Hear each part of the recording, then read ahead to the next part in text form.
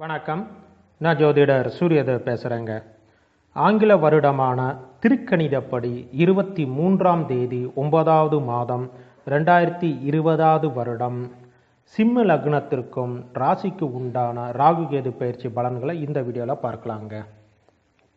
இதுவரை 11ஆம் இடத்தில் நின்ற ராகு பகவான் 10ஆம் இடமான தொழில் ஸ்தானத்திற்கும் 5ஆம் இடத்தில் நின்ற கேது பகவான் 4ஆம் இடமான சுகஸ்தானத்திற்கும் பயிற்சி பெறுகிறாருங்க.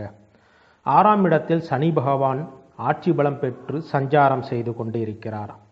வல்லவனுக்கு புல்லும் ஆயுதம் போல சிறு துரும்பையும் பணமாக்க வல்லமை ராகு பகவான் கொடுக்க போகிறாருங்க. சாந்தம், அமைதி, பொறுமை என்றால் என்னவென்று கேட்கும் வகையில் கோப உணர்வு மிகுதியாக காணப்படும். ஜனன ஜாதகத்தில் செவ்வாய் ராகு திசை நடப்பவர்களுக்கு பிடிவாதமும் முரட்டுத்தனமும் உச்சத்தை தொடும்.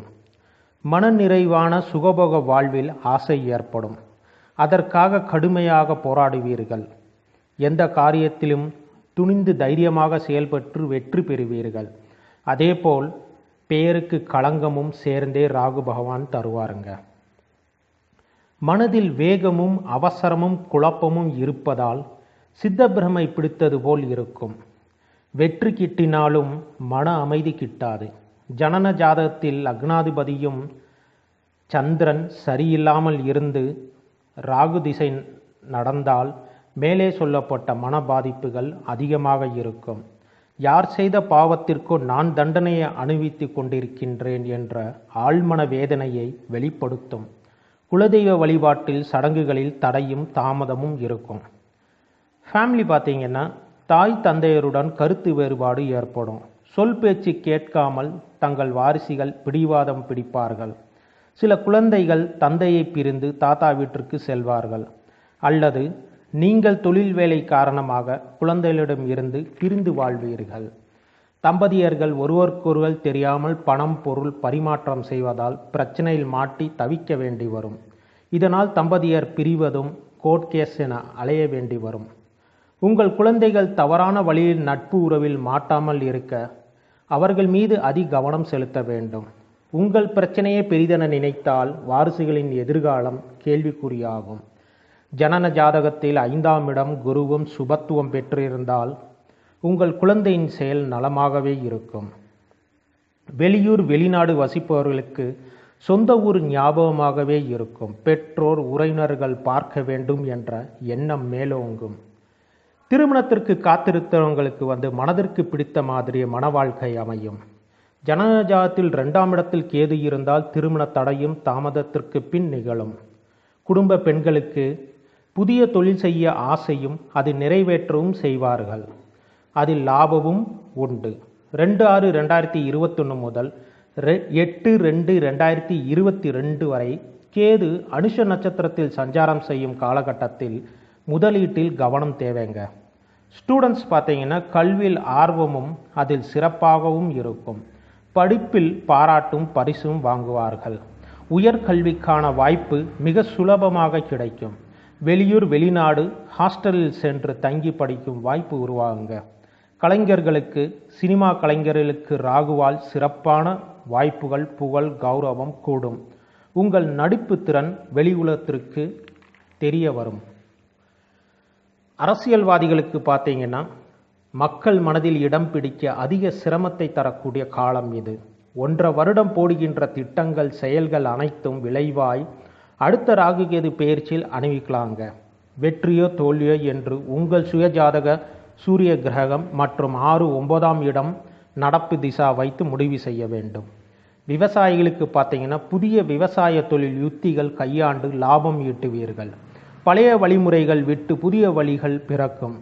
பூமி செழிக்கும். விளைச்சல் மன திருப்தி தரும். விளைநிலங்கள் தொடர்பான சண்டை சச்சரவுகள் பேச்சுவார்த்தை மூலியமாக சமரசமாகும். கடந்த கால வழக்குகள் உங்களுக்கு சாதகமாகவே முடியும். வருமானம் பன்மடங்காக அதிகரிக்கும். மனவேதனையும் கஷ்டங்களும் தீரும் காலம் இது. ஹெல்த் பார்த்தீங்கன்னா சுகமான தூக்கம் வராமல் சிரமப்படுவீர்கள். அருகில் உள்ளவரையும் தூங்க விடாமல் சச்சரவு செய்து கொண்டு இருப்பீர்கள். மனக்கவலையே அதிகமாக இருக்கும். காலையில் அதிசோர்வுடனே வேலை செய்ய வேண்டி வரும். ஏனோ சூரியன் உதிக்கின்றது என்ற எண்ணம் தோணும். ஃபுட்டு கண்டிஷன்ஸ் பார்த்தீங்கன்னா அஸ்வகந்தா, வல்லாரை, முருங்கை, புடலங்காய், தூதுவளை, இஞ்சி இந்த மாதிரி ஃபுட்டெல்லாம் அடிக்கடி எடுத்துக்கலாங்க. நான்வெஜ் சாப்பிட்ற மாதிரி இருந்தீங்கன்னா டெய்லி ஒரு நாட்டு முட்டை ஒரு 2 எக்கு நீங்கள் சாப்பிட்லாம். பேரிச்சம்பழம், அத்திப்பழம், முருங்கைக்கீரை, அரைக்கீரை, மணத்தக்காளி கீரை மனசுக்கு ஒரு நல்ல ஆற்றலை கொடுக்கும். அரிசி பார்த்தீங்கன்னா காளா நமக் அரிசி, கருடன் சம்பா அரிசி எடுத்துக்கலாம். உங்களுடைய ஏஜுக்கு தகுந்த மாதிரி எப்படி எடுத்துக்கொள்ள வேண்டும் என்று தெரிந்து எடுத்துக்கொண்டு உடல் நலம் பெறலாங்க. சிம்மராசி நேருக்கு உண்டான பரிகாரம் பார்த்தீங்கன்னா ஒவ்வொரு ஞாயிறு தோறும் விரதம் இருந்து வில்வத்தை கொண்டு சிவபெருமான் பாதத்தில் வைத்து நெய் விளக்கு ஏற்றி வணங்கி வாருங்கள். 2 வில்வ இலையை சன்னதிலேயே மென்று உண்ணுங்கள். பிரதோஷம், சிவராத்திரி விரதம் இருந்து வழிபட்டு வாருங்கள். இரவில் தூங்கும் முன் சிவனை நினைத்து சிவன் பாதத்தில் வைத்த விபூதியை நெற்றியில் இட்டு தியானம் செய்த பிறகு உறங்க செல்லுங்கள். மன அமைதியும் வளமும் பெறும். குலதெய்வ வழிபாடு செய்து வாருங்க. அன்னதானம், உடைதானம், கல்வி தானம் இது போன்ற தானங்கள் செய்து வாருங்க. சிம்மராசி நேயருக்கு உண்டான ஹோமம் பார்த்தீங்கன்னா சிம்மராசி நேயருக்கு சண்டி ஹோமம், குடும்பத்திற்கு சுதர்சன ஹோமம், கல்விற்கு வித்யா கணபதி ஹோமம், ஆரோக்கியத்திற்கு புஷ்கரா ஹோமம், செல்வ பண வளத்திற்கு லட்சுமி குபேர ஹோமம், வேலை தொழிலிற்கு தன ஆக்கர்ஷண ஹோமம் இது போன்ற ஹோமங்கள் செய்து நற்பலன் பெறலாங்க. சிம்மராசி நேயருக்கு உண்டான பணவளம், செல்வவளம் மற்றும் பிஸ்னஸில் இருக்கிறவங்க, ஜாபில் இருக்கிறவங்க இந்த 12 ராசிகளுக்கும் இந்த தலைப்பில் டிஸ்கிரிப்ஷன் பாக்ஸில் கீழே உள்ள லிங்கை கிளிக் பண்ணி பார்த்துக்கோங்க. ஜென்ம ஜாதகத்தில் சூரியனும் புதனும் மற்றும் நடப்பு தசா நன்றாக இருந்து சுகஸ்தானமும் வாக்குஸ்தானமும் வலுப்பெற்றால் கோச்சாரத்தில் சொல்லப்பட்ட அசுப பலங்கள் குறையுங்க.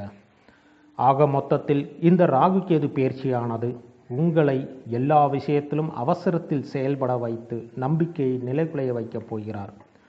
பொறுத்தார் பூமி ஆழ்வார் என்ற பழமொழி இக்காலத்தில் உங்களுக்கு பொருந்தும். நன்றி, வணக்கம்.